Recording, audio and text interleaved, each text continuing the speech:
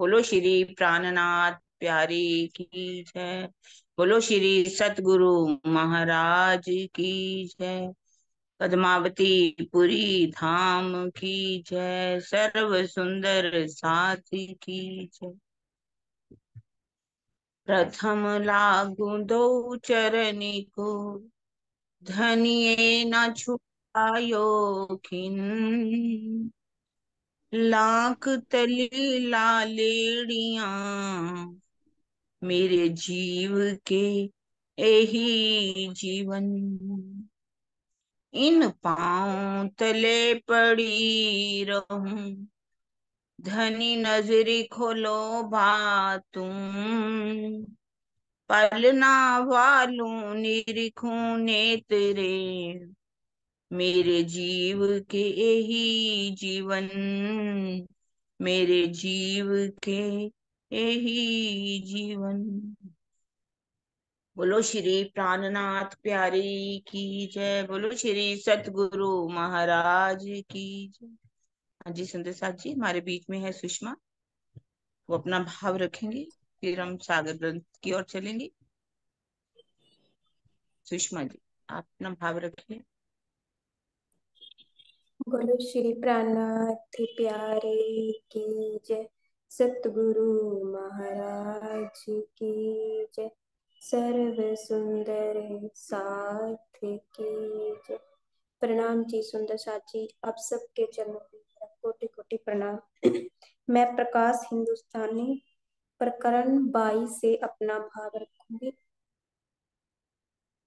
आँखा खोले तू आपे अपनी, निरख धनी श्री धाम। आँखा खोले तू आपे अपनी, निरख धनी श्री धाम। लेखु सिवास याद कर, लेखु सिवास याद कर। बांधे गोली प्रेम का, निरख धनी श्री धाम। आँखा खोले तू आपे अपनी, निरख धनी श्री धाम। प्रेम प्याला भर भर पियो, त्रिलोकी इच्छा कछ काऊं। प्रेम प्याला भर भर पियूं, त्रिलोकी इच्छा कछ काऊं। जोधे भवन में करूं जाला, चोदे भवन में करूं जाला।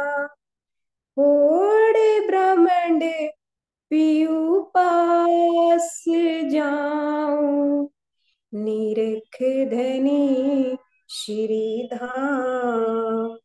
आँखा खोले तू आपे अपनी, निरख धनी श्री धाम। खोले आँखा तू हो सवचेत, पहचान पियो चितले आए। खोले आँखा तू हो सवचेत, पहचान पियो चितले आए। ले गुण तू हो सन्मुख, ले गुण तू हो सन्मुख। देख पर दौड़ाए, निरख धनी श्री धाम। आँखां खोले तू आपे अपनी, निरख धनी श्री धाम। धिक धिक पड़ो मेरी पांचों इंद्री, धिक धिक पड़ो मेरी देह, धिक धिक पड़ो मेरी पांचों इंद्री, धिक धिक पड़ो मेरी देह। श्री श्यामा सुंदर वर छोड़ के, श्री श्यामा सुंदर वर छोड़ के, संसार सुखिया स्नेह, निरख धनी श्री धाम। आँखां खोले तू आपे अपनी, निरख धनी श्री धाम।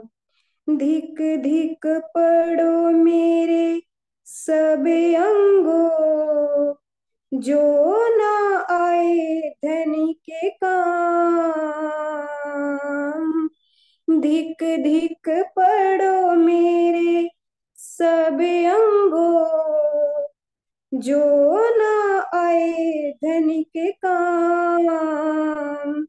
बिना पहचाने डारे उल्टे, बिना पहचाने डारे उल्टे, ना पाए धनी श्री धाम। निरख धनी श्री धाम। आँखां खोले तू आपे अपनी, निरख धनी श्री धाम। तुम तुम्हारे गुण ना छोड़े, मैं तो बहुत करी दुष्टाई।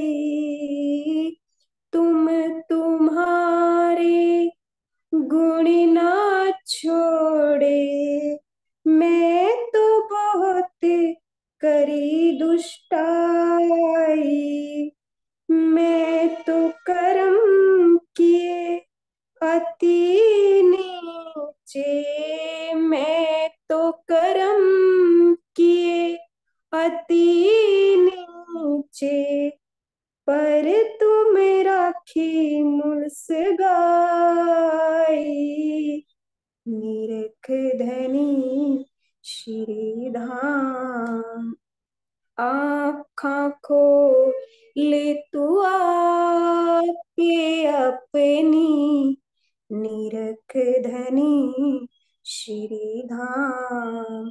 लेखु सिवास याद कर, लेखु सिवास याद कर, बांध गोली प्रेम का, निरख धनी श्री धाम। आँखां खोले तू आपे अपनी, निरख धनी श्री धाम। आँखां खोले तू आपे अपनी, निरख धनी श्री धाम। निरख धनी श्री धाम। बोलो श्री प्रणाम प्यारे की। प्रणाम जी सुंदर साथ जी। प्रणाम जी सुषमा। सबसे फेवरेट मेरा जो आज प्रकरण आपने तूने बोला प्रकाश हिंदुस्तानी का, मतलब निरख धनी श्री धाम, ले प्रणाम जी खुशवास दीदी। याद कर। प्रणाम जी। इतना प्यारा, तुम तुम्हारे गुण ना छोड़े, मैं करी बहुत दुष्टाई, मैं तो कर्म किए अति नीचे, पर तुम राखी मूल सगाई। धिक धिक पड़ो मेरी पांचों इंद्री, धिक धिक पड़ो मेरी देह। श्याम सुंदर वर छोड़ के संसार सुखियो सने। ये वास्तविक हमारी हालत है। हमने अपने अंगों से जो सेवा करनी चाहिए, जो हमें करना चाहिए सुंदर साथ जी, वो हम नहीं कर पा रहे। हम अपनी नजर को नहीं खोल पा रहे। कैसे खोलें? यदि इन इंद्रियों को, इन अपने अंगों को सबको धनी की तरफ लगा दें, और हमें कोई भी दुश्मन, कोई भी किसी के अंदर कमी नजर जिस दिन नहीं आएगी ना, समझ लियो उस दिन हमारा दिल कोमल हो गया। एक छोटी सी बात मैं सुनाने जा रही हूँ, 2 मिनट लूंगी। कि विकास सर है, वो अपना एक बहुत अच्छा मोटिवेशन देते हैं। वो क्या कह रहे थे कि मेरे दुश्मन दुनिया है, सारे मेरे दुश्मन है, लेकिन मैं मतलब मेरा दुश्मन कोई नहीं। मैं किसी का मतलब मैं नहीं चाहता कि कोई मुझे किसी के अंदर दुश्मनी भी दिखाई दे। मुझे कोई भी अपना दुश्मन दिखाई नहीं देता। वो मुझे अपना दुश्मन मानते हैं, लेकिन मैं नहीं मानता। यदि वो जीव कहते हैं हम सबको, उनको उनकी इतनी अच्छी सोच है, इतनी अच्छी रहनी है, तो सुंदर सा जी हमारी रहनी कितनी ऊंची होनी चाहिए। हमें भी अपनी नजर को खोलना चाहिए और धनी का दीदार करना चाहिए। अपनी इंद्रियों को हमेशा धिकार ही देते रहना। बोलो श्री प्राणनाथ प्यारे की जय। अब हम चलते हैं अपने सागर ग्रंथ की ओर। अर्श तुम्हारा मेरा दिल है, तुम आए करो आराम। सेज बिछाई रुच रुच के, यही तुम्हारा विश्राम, यही तुम्हारा विश्राम। प्रणाम जी संत साहब जी, प्रणाम जी। प्रणाम जी दीदी, प्रणाम जी। हाँ जी सुंदर साथ जी, प्रकरण 8 शुरू हो रहा है। श्री राज जी को सिंगार दूसरो मंगलाचरण। प्रकरण 8 शुरू हो रहा है। इस प्रकरण में श्री राज जी की शोभा का वर्णन किया गया है।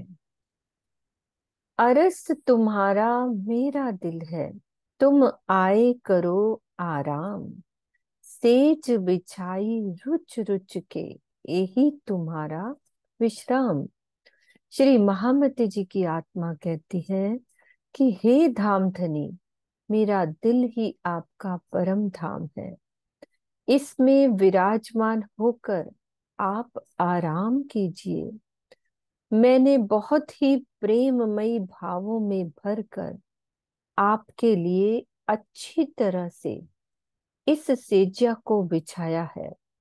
इसीलिए आप मेरे धाम हृदय की सेज पर पधार कर विश्राम कीजिए। भावार्थ में कह रहे हैं कि जो आशिक आत्मा अपने माशूक श्री राजी को अपने धाम हृदय में बसाकर प्रेम करना चाहती है, इसी में दोनों का आनंद छिपा हुआ है। आशिक और माशूक दोनों का आनंद छिपा हुआ है। यद्यपि अक्षरातीत अनंत आनंद के मूल स्तोत्र हैं, किंतु प्रेम लीला में ही उनका आनंद फलीभूत होता है। इसे ही आराम या विश्राम करना कहा गया है। जैसा कि कलश हिंदुस्तानी का ये कथन है, सुख देऊं सुख लेऊं, सुखे जगाऊं साथ। इसी ओर संकेत करता है। अपने हृदय में धाम धनी को विराजमान करने के लिए जो सेज्या तैयार की गई है, उसमें तारतम ज्ञान का पलंग है। अब सेज्या जो पूरी है ना, उस सेज्या में क्या क्या होता है? सबसे पहले पलंग। पलंग कौन सा है? तारतम ज्ञान का पलंग है।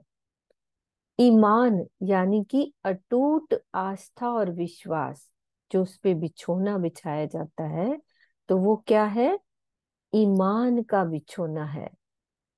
और जो तकिया है वो समर्पण का तकिया है। तो प्रेम की मधुरता एवं सुगंधि से भरपूर फूलों से उसे सुसज्जित किया गया है।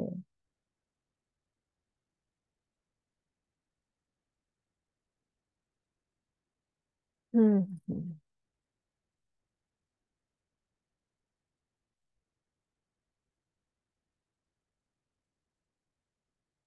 जी दीदी, इसमें कुछ बोलेंगे?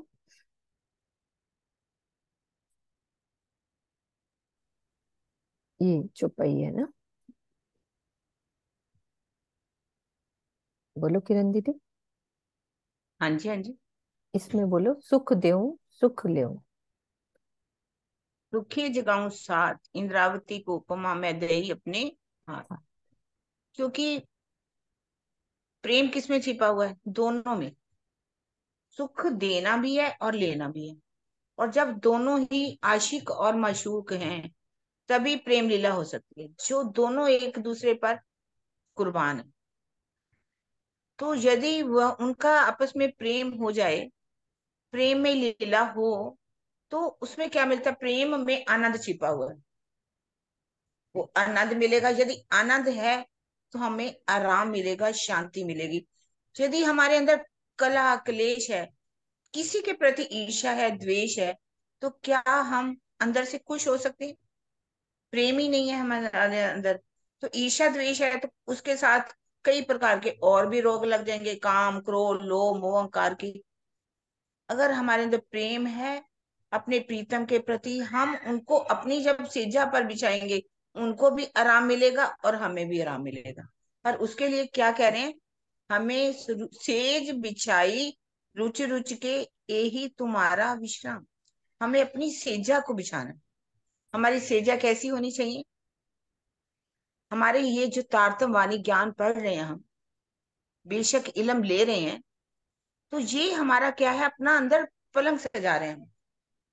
पलंग कोई भी आता है, पहले पलंग बिछाते हैं, फिर गद्दा लगाते हैं, फिर चादर बिछाते हैं, तकिया बिछाते हैं, और उस पर फूल सजा देते हैं कि जिसने वहां बैठना हो, है ना? उसके लिए हमें तारतम। अब ऐसी सेजा पर हम रात को बोलते रहे जितना भी, आओ जी, जो भी रात को बोलते हैं कि देर भैया बेर भैया, जो भी मतलब करते हैं हम, अगर वो सेजा हम बिछाएंगे तो कभी भी वो धनी थोड़ी ना उस पर आएंगे, हम वाणी को बधरा देंगे। पर हमारे दिल रूपी सेजा बिछनी चाहिए, इसमें तारतम वाणी का ज्ञान लेकर के उसका हमें पलंग बिछाना है। और तारतम वाणी ज्ञान से हमारे अंदर क्या आना चाहिए? ईमान। जब हमारा ईमान इतना पक्का हो जाएगा, हमारी नजर इधर उधर कभी भी जाएगी नहीं। हम अपनी आस बिरानी तो करूं, हम अपनी आस को क्यों छोड़े? अकीन ना छोड़े सुहागनी, जो पड़े अनेक विघन, प्यारी पीव के कारण जीव को ना करे जतन। और इस तरह से जब हमारे पलंग के ऊपर गद्दा भी ईमान का बिछ जाएगा, तो हमारा समर्पण का तकिया होना चाहिए। अपने अंदर की मैं खुदी को बिल्कुल ही समाप्त कर देना। धनी जैसा आप चाहो, ज्यों जानो त्यों रखो धनी तुम्हारी, पिया तुम हो तैसी की जो मैं अर्ज करूं मेरे पियो जी। तो हमारे का समर्पण का तकिया होना चाहिए, और श्रद्धा की चद्दर होनी चाहिए। चद्दर भी बिछानी है हमने। श्रद्धा पूरी हमारे अंदर होना चाहिए, पूरा अटूट विश्वास प्यार पूरा भरा होना चाहिए। और हमारा तकिया भी होना चाहिए। समर्पण का भी कह सकते हो, तकिया भी कह सकते हो, चद्दर भी कह सकते हो। श्रद्धा की चद्दर है तो समर्पण का अगर तकिया है, और उसके ऊपर हमने फूल कौन से बिछाने हैं? विरहा के आंसुओं के। हमारे अंदर एक दर्द जब जागेगा, विरहा आएगा, तो धनी हमें अवश्य ही मिलेंगी। आंधी आई विरहा की, तीन दियो ब्रह्मांड उड़ाए, विरहन गिरी से उठ ना सकी, मूल अंकुर रेयो भराए। विरहा गतरे जाने सोई, जो मिलके बिछड़ी हुए मेरे दूल्हा, जो मीन बिछड़ी हुए जल थे, या गत जाने सोई मेरे दूल्हा।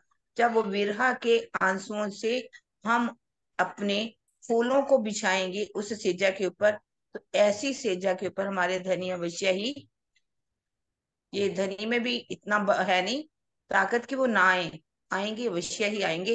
लेकिन हमारी सेजा तैयार होनी चाहिए, जिसको रुच रुच के, तो धनी को आराम तो मिलेगा ही। वो तो हमारा, उनको भी आराम मिलेगा और हमें भी आराम मिलेगा। हम भी धनी के साथ प्रेम करेंगे, आनंद ही आनंद में डूब जाएंगे। सेजा बिजली, सुख ले सुख दे, सुख वो दे। उनको भी मिलेगा और हमें भी मिलेगा।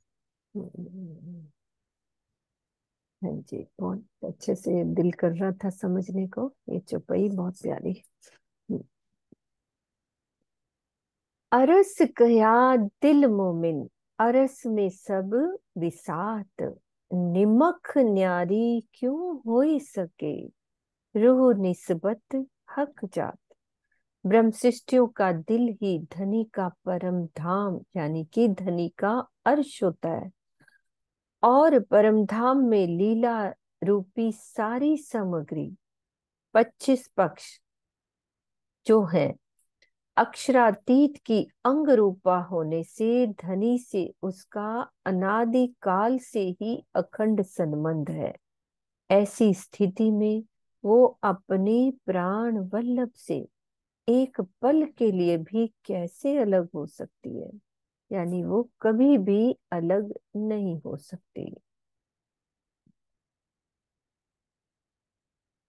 इश्क सुराही ले हाथ में पिलाओ आठों जाम, अपनी अंगना जो अर्ज की ताए दीजे अपनो ताम। मेरे प्राण प्रीतम, आप अपने हाथ में प्रेम की सुराही लेकर हमारे हृदय रूपी प्यालों में आठों पहर उडेलिए ताकि हम उसका रसपान कर सके।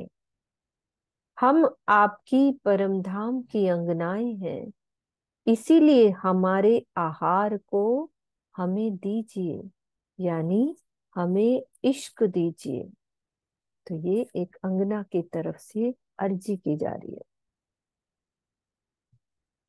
धामधनी का दिल इश्क की सुराई है और ब्रह्म सृष्टियों का दिल प्याला है। अक्षरातीत ही अपना प्रेम सभी सखियों के दिल के अंदर उड़ेलते हैं, जिसे इस चौपाई में दर्शाया गया है।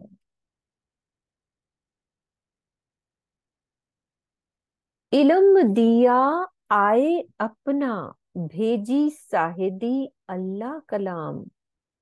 रूहें त्रिखावंती त्रिखावंती हक की, सो चाहे धनी प्रेम काम। हे धनी, आपने स्वयं ही मेरे धाम हृदय में विराजमान होकर ब्रह्मवाणी का अवतरण किया। इसकी साक्षी भी आपने 1100 वर्ष पहले मोहम्मद साहिब के द्वारा कुरान के रूप में भिजवा दी थी। भेजी साहिदी अल्लाह कलाम। ब्रह्म सृष्टियां तो अपने प्रीतम अक्षरातीत के दीदार की प्यासी हैं। वे तो मात्र आपके अलौकिक प्रेम की इच्छुक हैं। सो चाहे धनी प्रेम काम। इस चौपाई के चौथे चरण में जो ये प्रेम काम शब्द प्रयुक्त हुआ है, जिसका अर्थ होता है दिव्य प्रेम। यहाँ के काम शब्द का प्रयोग क्या होता है? मायाजनिक, वैकारिक होता है। वो प्रेम के लिए नहीं होता, बल्कि आत्मा का पर ब्रह्म के साथ निर्विकार प्रेम के संदर्भ में किया गया है। काम का तात्पर्य होता है इच्छा, चाहना या कामना करने से है। आत्मा परमात्मा के अतिरिक्त अन्य किसी भी वस्तु की कामना नहीं करती। इसी प्रकार सच्चिदानंद पर ब्रह्म भी अपनी अंग रूपा अंगनाओं को एक पल के लिए भी अलग नहीं करते। इसीलिए इनके इस अखंड प्रेम को प्रेम काम कहकर संबोधित किया गया है। आत्मा की भी बात कर दी और परमात्मा यानी राज्य भी हमें अलग नहीं कर सकते, और आत्मा भी कभी अपने धनी को अलग नहीं कर सकती। दोनों की अरस परस बात कही है। हाँ जी दीदी, इसमें कुछ है क्लियर करने वाला? बहुत अच्छा लिख ही दिया। काम शब्द जैसे अभी भी प्रकरण बोला गया था ना, हम्म। बांध गोली प्रेम प्रेम काम। काम। काम शब्द को बहुत वैकारिक तरीके से लिया जाता है। हम्म। देखिए यहाँ विकार की बात नहीं है, काम का अर्थ सीधा ही बता दिया, कामना करना, हम्म। प्रेम का काम करना, प्रेम की इच्छा करना, हम्म। कामना करना। जैसे रास ग्रंथ है, तो रास ग्रंथ में बहुत से शब्द, काम शब्द, आलिंगन शब्द, चुंबन शब्द, हम्म। ऐसे ऐसे बहुत से शब्द आते हैं। तो इससे समाज जो है कुछ भटक जाता, हम्म। समाज के अंदर विकारिता ज्यादा आ जाती है। तो हमें इन शब्दों को जब तक अंदर से शब्द नहीं लेंगे, अर्थ नहीं लेंगे, इसके अंदर गोही है, इसका बातनी अर्थ क्या है, तब तक बात का गलत हो जाता है ना। हम्म। तो इस तरह से समझना चाहिए कि परम धाम हो चाहे योग माया का ब्रह्मांड हो, वहां पर तीन गुण काम ही नहीं करते। ये काम कहाँ से पैदा होता है? रजोगुण से, सतोगुण, तमोगुण से। तो जब काम वहां से पैदा होता है तो परम धाम में तो जहाँ योग माया का ब्रह्मांड हो वहां पर तीन गुण है ही नहीं, तो वहां काम कैसे पैदा होगा? तो यहाँ पर भी एक आत्म जो है अपने प्रीतम से प्रेम की चाहना कर रही, हम्म। कोई वैकारिक बात इसमें नहीं है। तो इसी भाव को यहाँ पर ज्यादा बताया गया कि प्रेम काम का अर्थ के दिव्य प्रेम, जिसके अंदर किसी प्रकार का कोई भी विकार ना हो। हम्म। ठीक है। हाँ जी दीदी, ये जरूरी था समझना, प्रेम काम। क्योंकि दीदी समाज में कई तरह की भ्रांतियां फैली हुई हैं, जो ये हम हाँ प्रेम, जो दुनिया में दुनिया के प्रेम को धनी का मानकर उस चीज में उलझ रहे हैं। तो ये हाँ इसीलिए इस चीज को समझना यहाँ बहुत जरूरी है। फुरमान ल्याया दूसरा, जाको सुख जी नाम, दई तारतम गवाई ब्रह्म शिष्ट की, जो उत्तरी अव्वल से धाम। पर ब्रह्म के आदेश से साक्षी के रूप में अवतरित दूसरा ग्रंथ कौन सा है? श्रीमद् भागवत, जिसे सुखदेव जी लेकर आए।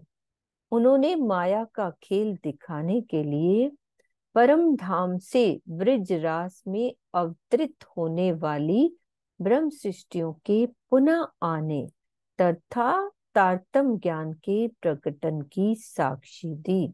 अब वो क्या दी है, वो भावार्थ में बता रहे हैं कि श्रीमद् भागवत के दशम स्कंद में परम धाम की ब्रह्म सृष्टियों के साथ अक्षरातीत की होने वाली ब्रह्म लीला का वर्णन है। इसे ब्रिज लीला और रास लीला के नाम से चित्रित किया गया है श्रीमद् भागवत के दसम स्कंद में।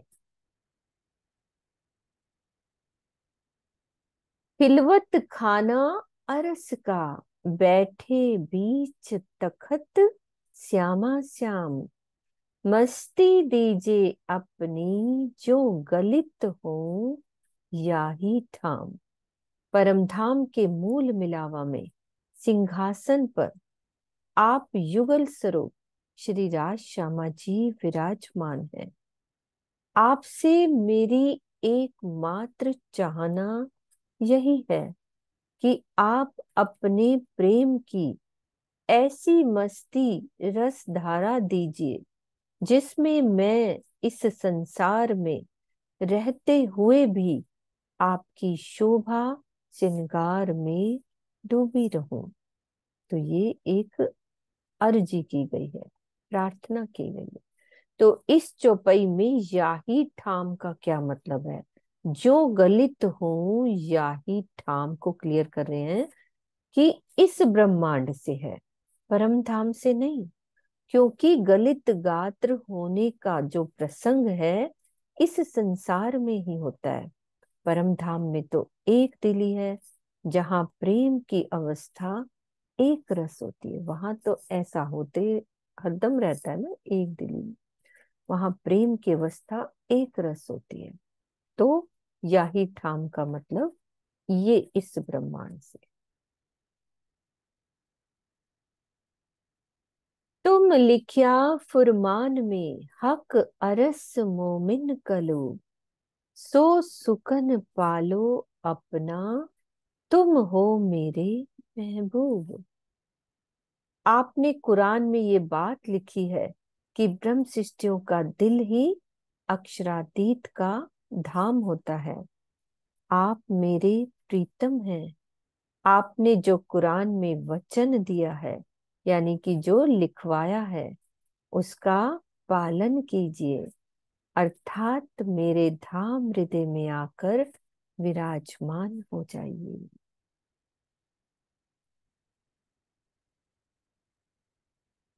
कुरान की सूरा 2 मोमनीन पारा 9 आयत कौन सी है? 186 में वर्णित है कि ब्रह्म सृष्टियों यानी मोमिनों के धाम हृदय में सच्चिदानंद पर ब्रह्म अल्लाह ताला का निवास होता है।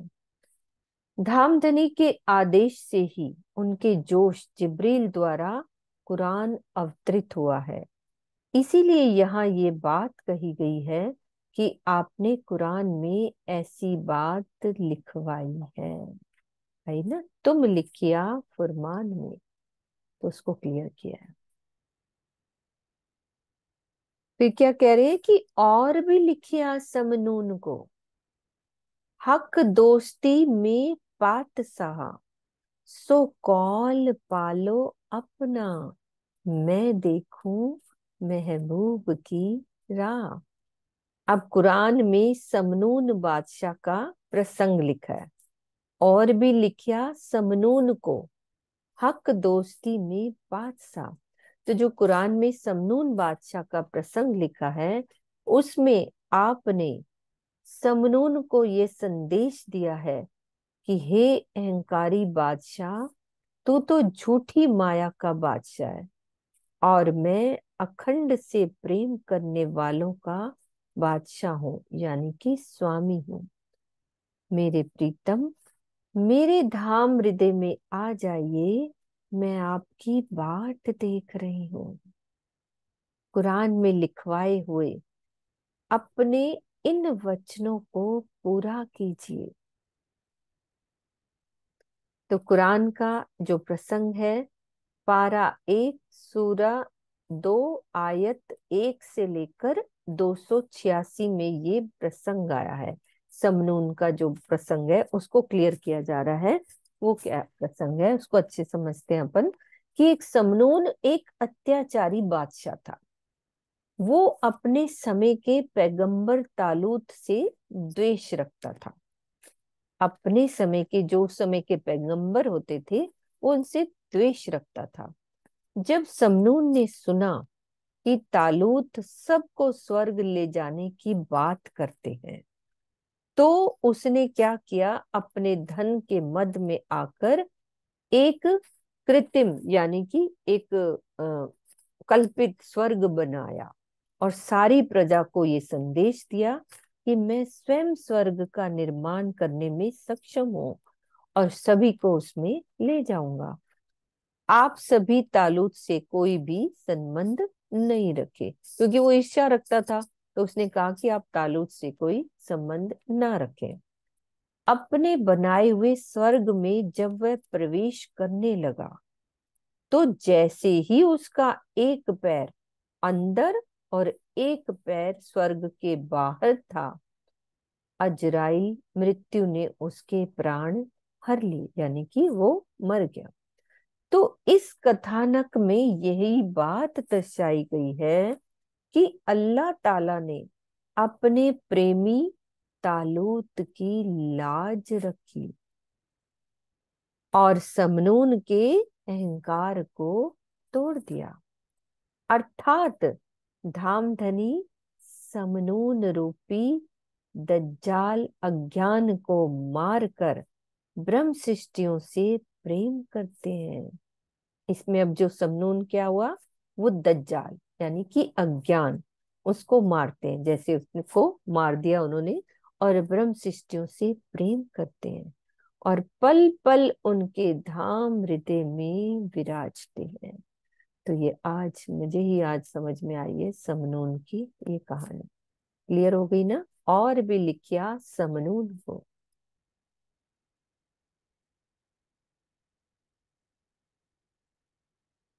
क्लियर है ना दीदी? कुछ क्लियर करने वाली है तो आप बोलो। नहीं, सुंदर साथ को ना समझ आई हो तो बोले, नहीं तो अगर समझ आ गई तो ठीक है। हम्म, समनून बादशाह की बात लिखी है ना। आ गई हम्म। समझ, बिल्कुल क्लियर स्वामी जी ने लिख दिया ना। मैं तो हाँ चौपाई जी, हाँ भूल ही जी। नहीं सकते समनून हाँ, के नाम। कितनी अच्छे से करी ना क्लियर। बहुत, हम्म। हाँ मतलब जी, ये कहानी जगन्नाथ नहीं जी। पता, आता हम्म। तो था। राम जी सुंदर साथ जी, ये जो तालूत लिखा है, तालूत किसके लिए? अपने समनून तो प्रेम। अहंकार। हाँ, कि अल्लाह तालूत ताला जो था वो उनका पैगंबर था एक। एक पैगंबर। ऐसे पैगंबर हुए ना 1,20,000, उनमें एक तालूत भी था। तो बादशाह जो था समनून था। तो तालूत कहता था मैं सबको जन्नत में ले हाँ जाऊंगा, जी। स्वर्ग में ले जाऊंगा, जन्नत कहते हैं ना। तो वो कहता हम्म। था कि मैं लेके जाऊंगा आपको। तो उसने एक नकली स्वर्ग काल्पनिक है। तैयार कर दिया। हम्म। पर अल्लाह ताला ने उसकी हाँ, इज्जत रखी, और उसका पहले ही इजराइल के द्वारा उसकी मृत्यु हो गई। अब यहाँ पर आत्मा क्या कह रही है, हे धनी, उनकी लाज तो रख ली, है ना, हम्म। तालूत की। तो हमारा तो आपका खंड संबंध है ना। तो मैं आपकी राह देख रहा हूँ, आपने जो वायदा किया हुआ था उसको आइए और पूरा कीजिए। वहां तो आपने पूरा कर दिया। एक हम्म। तालूत जो पैगंबर था। तो आप हमारी भी तो इज्जत रखिए, आप आ जाइए हमारे हृदय में, आप हमारे धाम हृदय में आकर के विराजमान हुए। मैं आपका रास्ता निहार रही हूँ। जी बात। कितनी देखो प्यारी तो बात एक मैं निस्बत का देख दावा पा रही। लेके बात करनी है। समर्पण की।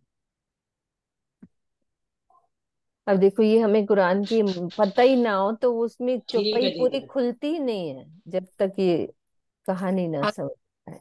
अंग पूरा ना समझ आया तो ये चौपाई खुलने की नहीं, हम्म, है ना। बिल्कुल हाँ दीदी। जी, हाँ जी। ये समनून वाला जो प्रसंग है, अगर ये ना पता हो तो ये चौपाई खुलेगी ही नहीं।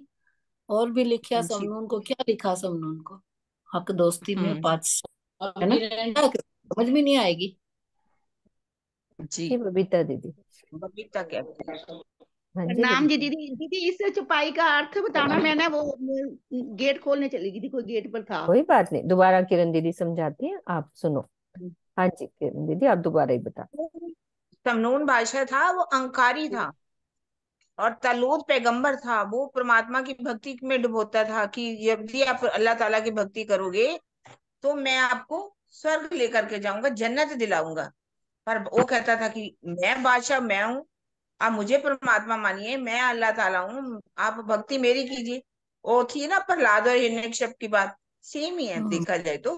तो ये भी अपने आप को सब कुछ मानता था। तब उन्होंने उसने क्या किया, एक नकली स्वर्ग तैयार कर दिया। लेकिन सबको इकट्ठा कर लिया कि अब मैं आपको स्वर्ग लेकर के जाऊंगा। जैसे ही उस नकली स्वर्ग में उसने पांव रखना चाहा, उसी समय उसकी मौत हो गई। अजराइल ने उसके प्राण हर लिए। वो कहते अल्लाह ताला को कह रहे कि आपने तलूत जो पैगंबर था उसकी इज्जत रख ली और समनून को समाप्त कर दिया। हमारे अंदर भी अज्ञानता जो है, क्या है, ये एक दजाल का रूप है, एक समनून है। उसको भी तो अहंकार था। यदि हमारे अंदर, जीव के अंदर भी अहंकार होएगा तो हमें कैसे मिलेगा। तो इस अंदर वाले हमें जो अहंकार है उसको समाप्त करना है। कहते हैं कि अब आप क्या कीजिए, मेरे धाम हृदय में आकर के विराज। आपने उनकी इज्जत रख ली थी, मैंने भी अपनी अज्ञानता को तो उन्होंने समाप्त कर लिया, मेरी मैं खुद ही रही नहीं। अब आप, मैंने सेजा बिछा दी है अपनी। आप इश्क सराई लेकर के मेरे दिल में आ जाओ और मुझे अपनी खुराक, जो मेरी रूहों की खुराक है, आप दीजिए। आप मुझे, आपने कुरान में जब बातें लिख ही दिया था कि हक अर्श दिल मोमिन कलूब, ऊपर तले अर्श ना क्या, हक अर्श क्या मोमिन कलूब। ऊपर मोहम्मद साहब से पूछा था, मोहम्मद साहब जब आप आओगे बता दो समय, कहाँ आओगे, तो हम आपके लिए मस्जिदें तैयार कर देंगे, हीरे मोतियों से उसको जड़ देंगे। वो कहते मेरा ठिकाना जो है ना, ये मंदिर मस्जिद नहीं है, मेरा ठिकाना कहाँ है, मोमिनों का दिल है। वो उनको याद करा रहे हैं इंद्रावती की आत्म। मतलब एक कुरान के किस्से के द्वारा भी राजी को कह रही है कि राजी आप मेरे दिल में आकर के विराजमान, मुझे मैंने सीजा बिछा दी है, आपको आराम तभी मिलेगा। अब इश्क की सुराही लेकर के मेरे धाम हृदय में आ जाइए। इसका भाव यही, जो कॉल किया था आपने, वो कॉल को निभाइए, पूरा कीजिए। मैं आपकी राह देख रही हूँ। ठीक है। हाँ जी मैं बबीता, देखती समझ आ हूँ। गई। बबीता दीदी, हो गया क्लियर ना? हाँ जी ठीक है। कहूं अबलो जाहिर न हुई, अरस बका हक सूरत, हृदय आओ तो कहूं, इत बैठो बीच तखत। मेरे धाम धनी, आज दिन तक इस ब्रह्मांड में कहीं भी परम धाम और आपकी शोभा श्रृंगार का वर्णन नहीं हो सका था। अब आप मेरे धाम हृदय के सिंहासन पर आकर विराजमान हो जाइए, ताकि मैं आपकी शोभा का वर्णन कर सकूं। ए वजूद न खूबी ख्वाब की, एक कदम हक बका के, ढूंढिया बुजुर्गों इब्तदाई से, इत जाहिर न हुई कबू ए। प्रीतम के जिस स्वरूप का ये वर्णन होने जा रहा है, वह स्वप्न का पंचभूतात्मक तन नहीं है। अभी प्रकरण शुरू होने से पहले ये सब प्रार्थना हुई है। अब वर्णन जो होने जा रहा है वो कह रहे हैं कि स्वप्न का पंचभूतात्मक तन नहीं है। धनी के ये नूरी चरण कमल उस अखंड परम धाम के हैं, जिसे इस संसार के बड़े बड़े ज्ञानी भक्त जन शुरू से ही खोजते खोजते थक गए, किंतु कभी भी किसी को इस शोभा श्रृंगार का ज्ञान प्राप्त नहीं हो सका। अब वर्णन होने जा रहा है, शुरुआत हो रही है। उज्जवल लाल तली पाँव की, रंग रस भरे कदम, छब सलू की अंग अरस की, रूह से छूटे क्यों दम। प्रीतम के दोनों चरणों की तलियों में उज्जवलता और लालिमा का मिश्रण है। ये दोनों चरण कमल परमधाम के प्रेम और आनंद से भरपूर हैं। इन अंगों की शोभा सुंदरता परमधाम की है, जो एक पल के लिए भी आत्मा से नहीं छूट सकती। तो इस चौपाई के चौथे चरण में कहा गया है कि धनी के चरणों से एक पल के लिए भी आत्मा की दृष्टि अलग नहीं हो सकती। किंतु ये प्रश्न होता है कि निद्रा, भोजन, वार्तालाप एवं अन्य लौकिक कार्यों में निश्चित ही हमारा ध्यान धनी से हट सकता है। ऐसी स्थिति में ब्रह्मवाणी का ये कथन कहाँ तक उचित है? तो इसके समाधान में ये कहा गया है कि जो निद्रा, भोजन और वार्तालाप आदि कार्यों में हमारी इंद्रियां, अंतःकरण एवं जीव ही भाग लेता है, और जो आत्मा होती है मात्र दृष्टा होती है। उसकी दृष्टि भले ही इस मायावी खेल को देख रही होती है, किंतु जब उसके धाम हृदय में एक बार युगल स्वरूप की छवि बस जाती है, तो वो क्या होती है? हमेशा के लिए अखंड हो जाती है, तथा एक पल के लिए भी आत्मा उससे अलग नहीं हो पाती। सांसारिक क्रियाकलापों में भी आत्मा से युगल स्वरूप की छवि अलग नहीं होती है, जबकि जीव के अंतःकरण को उसकी भूल हो जाती है, यानी विस्मृति हो जाती है, जीव भले भूल जाता है। तो यहाँ ये ध्यान रखने योग्य तथ्य है कि जीव के अंतःकरण तथा आत्मा के अंतःकरण दोनों ही अलग अलग है। चित्वनी की अवस्था में जब हम चित्वन लगाते हैं, उस अवस्था में आत्मा के संबंध से जीव को भी धनी की शोभा का आनंद प्राप्त होता है। जब चित्वन करती है तो जीव को भी वो धनी की शोभा का आनंद प्राप्त होता है, जिसके कुछ अंश का आभास, यानी कि कुछ अंश का आभास अंतःकरण को होता है, जो उसे लौकिक क्रियाओं में भुला देता है। इसके विपरीत पहले जीव की बात करी है कि वो भुला देता है, उसके विपरीत जो आत्मा के अंतःकरण में वह शोभा अखंड रूप से विराजमान रहती है और निद्रा आदि क्रियाओं में भी उससे अलग नहीं हो पाती। जब आत्मा परात्म का प्रतिबिंब है तो तारतम ज्ञान के प्रकाश तथा चितवनी से अरश दिल की शोभा को धारण करने वाली आत्मा भला अपने प्रीतम की शोभा को कैसे भुला सकते हैं।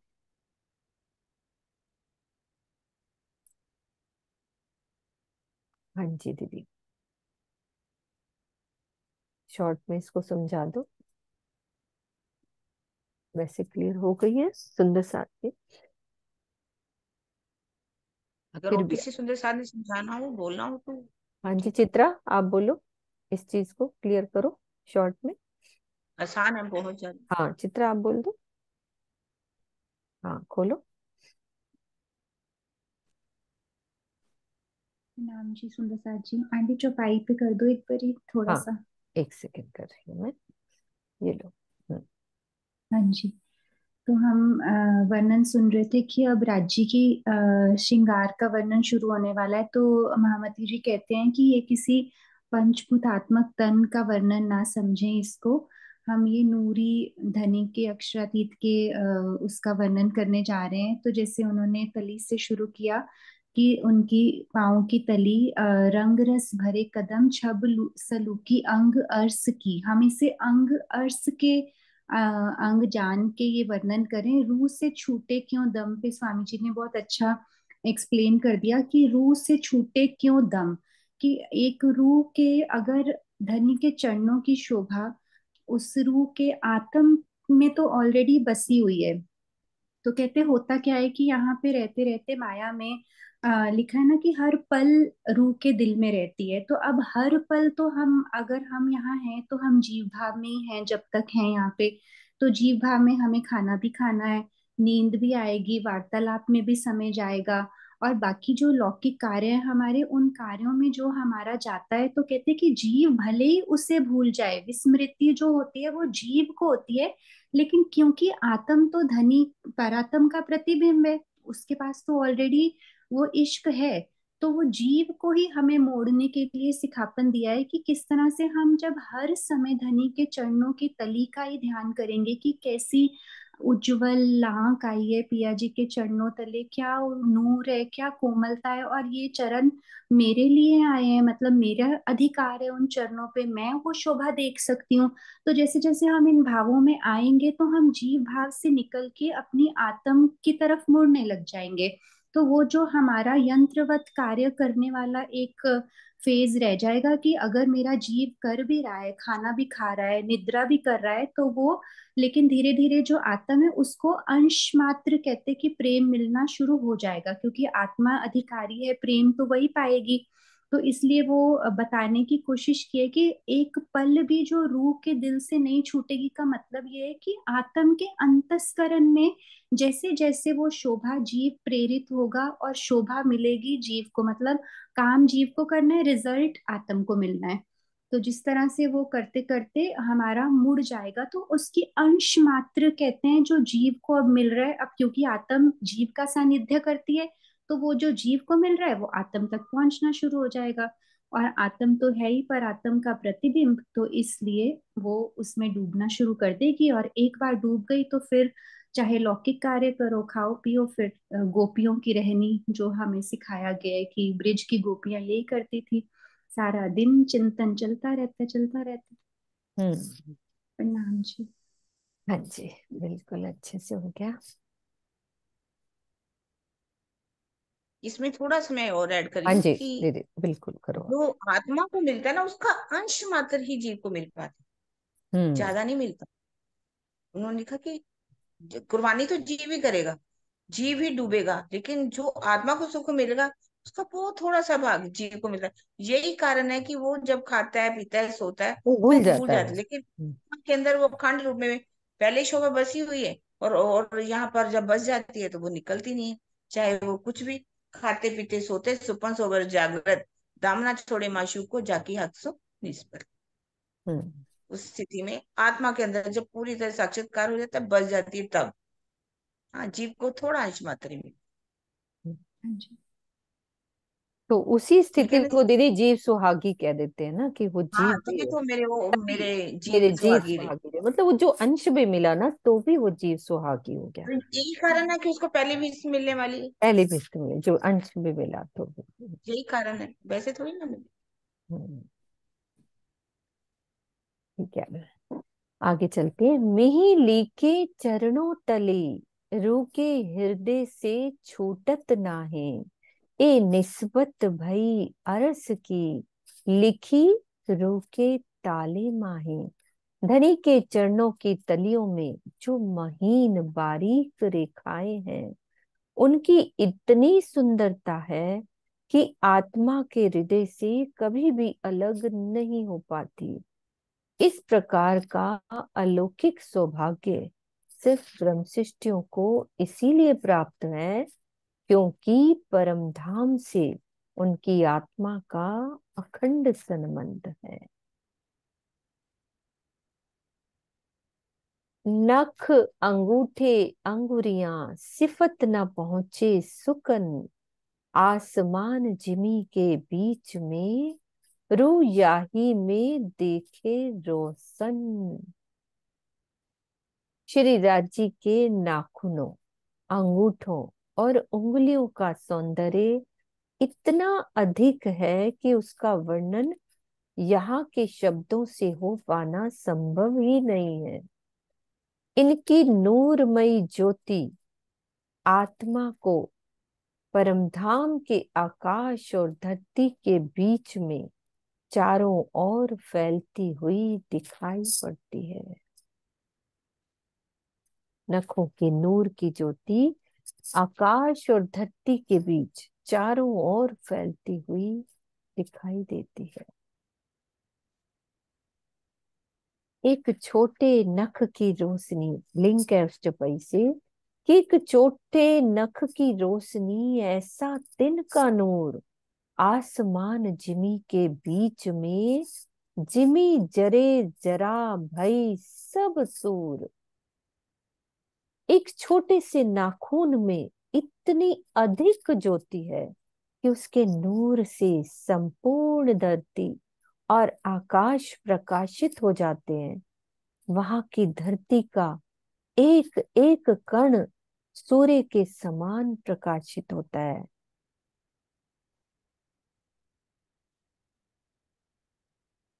देख सलूकी अंगूठों, नखों के नूर का वर्णन हुआ।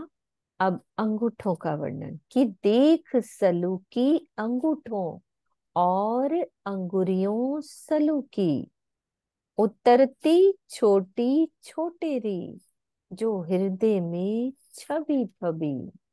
उंगलियों की बनावट ऐसी है कि मध्यमा उंगली से अंगूठे तथा अनामिका उंगली तक क्रमशः दोनों ओर आकार छोटा होता गया है। इनके अलौकिक सौंदर्य को निहारने पर इनकी शोभा हृदय को बहुत भाती है, जो हृदय में छवि छवि, यानी कि बहुत भाती है, अच्छी लगती है। अंगूठे से लेकर उंगलियों के नाम क्रमशः इस प्रकार है। अच्छा, वो तर्जनी, मध्यमा, कनिष्ठिका और अनामिका। सबसे छोटी उंगली को क्या कहते हैं? अनामिका। पीछे से चलते छोटी उंगली को। जबकि मध्यमा उंगली के दोनों ओर की उंगलियां तर्जनी और कनिष्ठिका प्राय समान होती है। अच्छा, उंगली दीदी सबसे छोटी का वर्णन, फिर उससे उसको बीच वाली का वर्णन, और इधर दोनों समान होते हैं, वही बताया ना। ये अंगूठा है ना, ये हाँ। तर्जनी, ये मध्यमा, ये हाँ। कनिष्ठिका और ये अनामिका। हम्म। पांचों। हिंदी के नाम है ना ये, है ना। हाँ जी, हाँ जी। एक चौपाई लेते हैं। राज्य हाँ की बोलो बोलो। मध्यमा, मध्यमाएं जो वो बड़ी है, और जो इंडेक्स फिंगर मतलब जो उधर जो अंगूठा है वो उससे थोड़ा सा छोटा, और फिर मध्यमा के अच्छा, अनामिका तक छोटी छोटी, ऐसे लिखा ना ऊपर। मतलब अंगूठे से वो उंगली बड़ी है। ऊपर करना थोड़ा सा आंटी। ये इधर। आ, अंगुलियों की बनावट ऐसी है कि मध्यमा उंगली से अंगूठे तथा अनामिका अंगुली तक क्रमशः दोनों ओर आकार छोटा होता गया। हम्म। मतलब जो मध्यमा है उसके इधर थोड़ा सा छोटा अंगूठा हल्का सा, और फिर जो अनामिका तक है तभी लिखा ना छोटी छोटेरी, वो हम्म। छोटी छोटेरी कितना सुंदर लगा पढ़ने में कि छोटी छोटे। अनामिका तक फिर ऐसे छोटे छोटे छोटेरी छोटेरी नखों के नूर के साथ वो कोमल कोमल अंगुरियां, कह रहे हैं इतनी निहारने पर शोभा, हृदय में छवि फबी। बहुत प्यारी हम्म। जो। प्यारी वाली बातें ही प्यारी हो रही है ये ना, वाली जैसे है ना, शब्द है। हाँ ये जी दीदी। वाली, ये मध्यमा, ये मध्यमा है ना। हाँ, हाँ बीच जी। वाली, हाँ बिल्कुल। हाँ ये मध्यमा, ये छोटे छोटे री, ये अनामिका हाँ, है ना। ये सबसे लास्ट वाली। हाँ, वो तो हिंदी के शब्द है, वो जैसे भी हमें समझ आ जाए। हम्म। हम्म। हम्म। लाल नरम उज्जवल अंगुरी, फना टाकन घूंटी काढ़ो, आठो जाम रस बका, पहुंचे रूह के तालु मों। दोनों चरणों की उंगलियां बहुत ही कोमल है, उनका रंग लालिमा मिश्रित उज्ज्वलता लिए हुए है। चरणों के पंजों, टखनों, घूंटी तथा काड़े की शोभा अलौकिक है।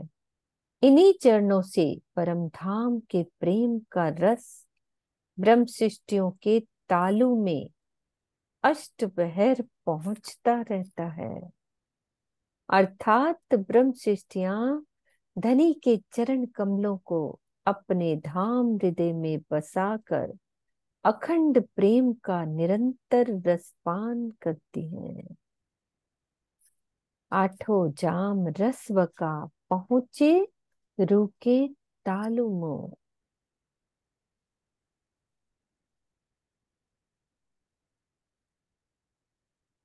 यहीं तक लेते है ना। दो लाइन सुना दो यही वाले, है ना। अर्श तुम्हारा मेरा दिल है, कोई भी, सिर्फ एक दो, एक पैराग्राफ, दो लाइन सुना दो। ज्योति बोलेंगे। अच्छा, पहले अनिल भैया से बात सुनते हैं। हाँ जी अनिल भैया। प्रणाम जी दीदी। प्रणाम जी भैया। अभी जो उंगलियों की बात थी उसमें ही मैं तो रम रहा था अच्छा। कि मैंने देखा, अपनी उंगलियों को देखते हैं तो हाथ में जो सबसे बड़ी है, फिर बाद में दोनों की बात बताई, हम्म। ये अनामिका तक की बात, लेकिन पैर की देखते हैं तो एक समान नीचे उतरती है। हम्म। तो धनी की उंगली जो है वो बड़ी होगी, हम्म। क्योंकि वो पैरों के यानी के चरणों से ही बात चालू की है। हम्म। तो यही सोच में मैं बस यही सोच रहा था कि धनी की उंगलियां कैसे दिखती होगी। हाँ जी, बिल्कुल। प्रणाम जी। प्रणाम जी भैया। हाँ जी ज्योति दीदी। प्रणाम जी दीदी, प्रणाम जी। प्रणाम जी।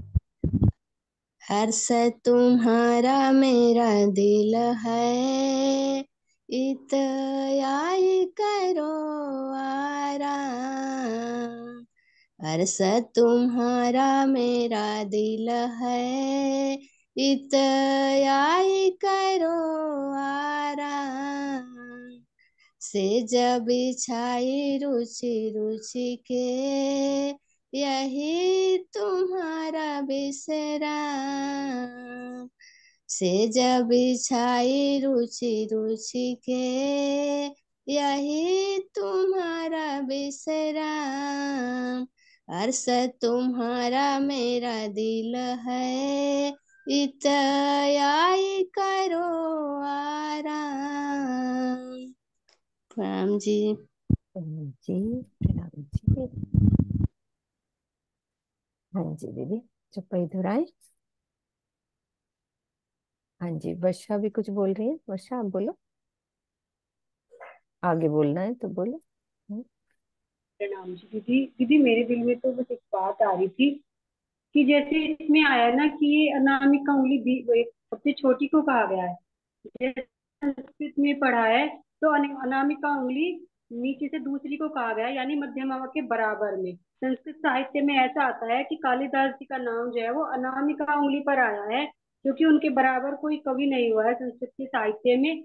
ये बस मैं थोड़ा सा कंफर्म करना चाहती थी। स्वामी जी के ऊपर मुझे कोई डाउट नहीं है, लेकिन कई बार छपने में मिसप्रिंट हो जाता है दीदी।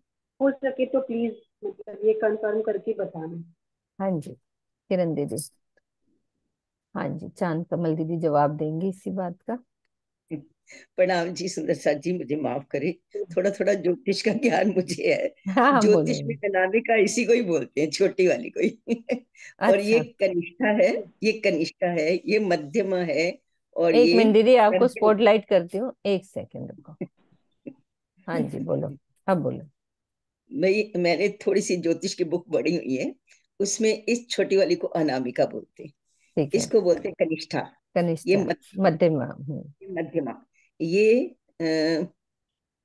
क्या बोलते हैं तर्जनी। इसको, तर्जनी तर्जनी, तर्जनी तर्जनी, ये तर्जनी। और ये हम अंगूठा। आती है। ये देखो, वो ना बताते हैं, ये मध्यमा सबसे बड़ी है, यहाँ से उतरती हुई ये छोटी, अंगूठा और छोटा, फिर इधर से भी ये मध्यमा, ये कनिष्ठा छोटी, अनामिका सबसे छोटी। अनामिका सबसे छोटी होती है हाँ वो तो हमारे घर हमारे भी हाथों में है ये। जी। बिल्कुल दीदी क्लियर ये हो जो गया मैंने वर्षा। प्रणाम। ज्योतिष की बुक पढ़ी हुई है उसमें यही आता है। हाँ जी दीदी हो प्रणाम जी गया। सुंदर साथ जी। हो मेरे को तो सकता है ये हो सकती है ना, हो सकता है मुझे गलत ध्यान हो दीदी। कोई बात नहीं है ना। मैंने गूगल किया आंटी, जो वर्षा जी कह रहे हैं ना कि कनिष्ठा को लिटिल फिंगर लिखा हुआ है गूगल में, हिंदी नेम्स ना फिंगर्स के। कनिष्ठा को लिटिल फिंगर लिखा हुआ है, अनामिका को रिंग फिंगर। तो दो साइट्स चेक किए हैं मैंने, तो हो सकता है अनामिका और कनिष्ठा में रहता हो कंफ्यूजन। तर्जनी और मध्यमा तो तो क्लियर है। कंफर्म है, सेम है। तो कंफर्म है। अनामिका सेम है। इसी को ही बोलते हैं, जो ज्योतिष में इसी को ही बोलते हैं। हम्म अनामिका सबसे छोटी होती है, संस्कृत में आता है दीदी। कनिष्ठा संस्कृत होती है। में आता है कि जब कवियों की मैं गणना की गई तो कालिदास जी का नाम अनामिका उंगली पर आया। इसीलिए इसका नाम अनामिका रखा, क्योंकि कालिदास जी के तुलना में कोई कवि ही नहीं है, इसलिए उंगली का नाम भी अनामिका हो गया। हम्म। मैंने ऐसा पढ़ा है संस्कृत में। चलो कोई जी बात बोलिए। नहीं, हमें तो मेन शोभा में डूबना है ना वर्षा।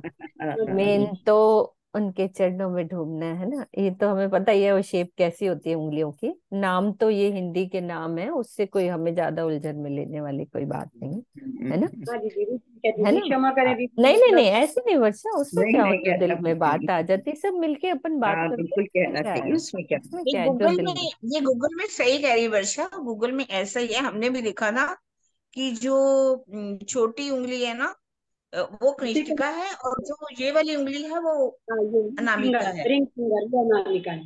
हाँ ऐसा मैंने भी, हमने भी थोड़ा सा कईयों को कंफ्यूजन हुआ, तो फिर मैंने लिखा भी, दोनों तरफ से लिखा हुआ है। अब स्वामी जी हम्म की जैसे ये चांद कमल जो कह रहे हैं, तो ज्योतिष के हिसाब से वही ये नहीं, स्वामी जी ने ज्योतिष देख में के यही कहीं लिखा बोलते होगा, है ना, उनको पता होगा। हैं। तो हाँ जी वैसे वीना गूगल जो दीदी। वो जो आप कह रहे हो वो ठीक कह रहे हो। नहीं, गूगल ये कई जो बार संस्कृत में अंगूठे के मिस्टेक बगल करता वाले, है। प्रणाम संस्कृत जी, में ये ऐसा अंगूठे के बगल वाली अनामिका, को क्या कहा? दीदी हम अंगूठे नाम के बगल। तर्जनी, तर्जनी। तर्जनी बोलते हैं तर्जनी। ये। तर्जनी। तर्जनी। ये तर्जनी, मध्यमा, ये ये डांटने के काम कनिष्ठा, तर्जनी, ये आती है, अनामिका। तर्जनी। तर्जनी कहते ये हैं। मध्यमा, ये ये डांटने के काम आती है। ये कनिष्ठ, ये अनामिका थर्ड वाली। अनामिका सबसे छोटी वाली। स्वामी जी ने अच्छा, अनामिका लिखा है, और ज्योतिष के सबसे हिसाब से छोटी भी वाली को? अनामिका ही है। वो है। और सबसे छोटी वाली को? देखिए अब ये कंफ्यूजन वाली बात हो गई ना, कोई इसको क्या करना कनिष्ठिका है कह रही है, कोई इसमें, इसको। ये सब में क्या ही हाँ, उससे रखा है कोई सुंदर फर्क नहीं साथ पड़ता, जी, कुछ नहीं रखा क्या हमारी फीचर इन होता बातों है। में। हमने कर देखो दिया। कितना अच्छा प्रकरण पढ़ा है, उसकी मेन हाँ, उससे रीड कोई कर फर्क रहे हैं नहीं अपन। पड़ता कुछ भी। देखो हमें मेन इसमें बात उलझना नहीं हमने शिक्षा क्या ली है आज के प्रकरण से, उस चीज को हम इतना वो करें आपस में, उस चीज को लेके हमने क्या करना है आज। जो अर्श तुम्हारा मेरा दिल है, इत आए करो आराम, ये अब तो भाव लेना है वाणी कोई कैसे अंदर करें। मंथन करना है, हाँ आपने कौन सी बता दिया, सेजिया पलंग बतानी। वही है, वाणी हाँ बस वही वाणी का करना है, मंथन। सेजिया को बिछाना है, कैसे करना है, कौन सा पलंग हाँ, है। मेन इस बात पे हमने बात समर्पण करनी है। करना है, विदा करना है। हम्म, और यही बाकी लिखा है। बातों से कोई मतलब सॉरी नहीं। हाँ, अगेन दीदी, सॉरी, मतलब गलत टॉपिक पे नहीं नहीं नहीं, सहूर हो कोई गया। बात नहीं, वो कोई बात नहीं, बस हो गया बात, हमने बस इसको फटाफट खत्म करना है, मेन बात, क्योंकि वो रिकॉर्डिंग चीज बंद कर दो हमसे मीनू, छूट ना रिकॉर्डिंग। जाए। हमसे, हाँ दीदी चौपाई दोहरा रहे, हमसे मेन बात आगे वाली छूट ना जाए, मतलब इन चीजों में कुछ नहीं रखा है ना, चौपाई दोहराते हैं अपन। अभी पार्टिसिपेट करो। एक मिनट म्यूट करती हूँ मैं। लाल लाल, 16 नंबर। हाँ सॉरी दीदी, हाँ जी ठीक है। लाल नरम उज्जवल अंगुरी, फना टाकन घोटी काढ़ो, आठो जाम रस बका, पहुँचे रोके तालु मुंह, पहुँचे रोके तालु मुंह।